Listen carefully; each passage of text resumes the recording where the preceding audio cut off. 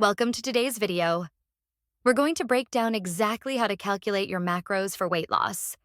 Whether you're new to the concept or just need a refresher, this guide will walk you through everything step by step, including a practical example.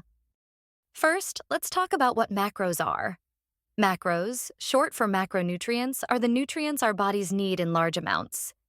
These include proteins, carbohydrates, and fats. Each of these plays a different role in our body, and getting the balance right is key to effective weight loss. Now, let's get into how to calculate your macros. First, you'll need to determine your BMR, an acronym which stands for basal metabolic rate, which is the energy your body requires while at rest to keep vital functions going, such as breathing and keeping warm. The equation differs slightly for male and females. You can press pause here to take note of this equation. Let's take a look at our example. Here's Tim, a 40-year-old male who weighs 100 kilograms and is 6 feet tall. Using the Mifflin-St. Jeor equation, we calculated that Tim's BMR is an average of 1,943.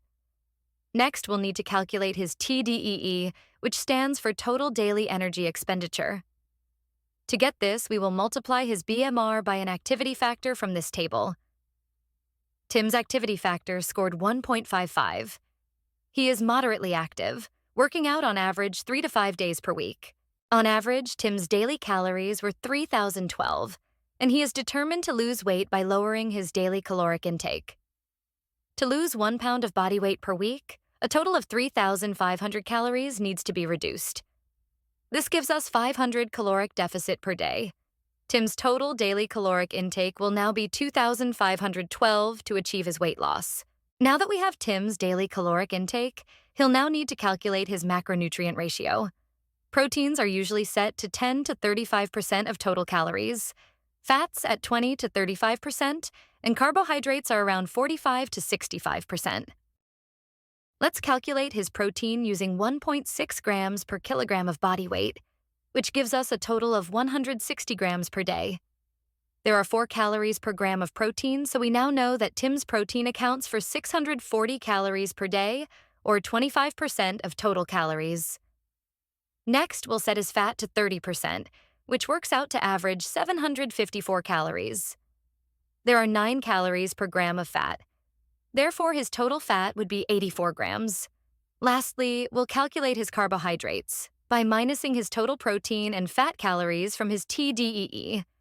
This will give us the remaining calories of 1,118. Carbohydrates have a total of 4 calories per gram, which gives us 280 grams. Now we can see clearly Tim's daily macronutrient ratio: 45% carbohydrates, 30% fats, and 25% proteins. Please note this is just an example, and macro ratios are determined based on personal requirements. So how would Tim know if he's meeting his target macro ratios? Simple.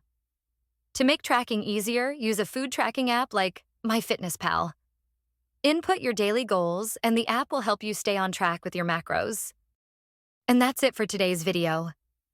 Nutrition doesn't have to be complicated. It's all about understanding the basics and making small, sustainable changes. If you found this video helpful, give it a thumbs up and share it with your friends. Don't forget to subscribe for more tips on living a healthy, balanced life. See you next time.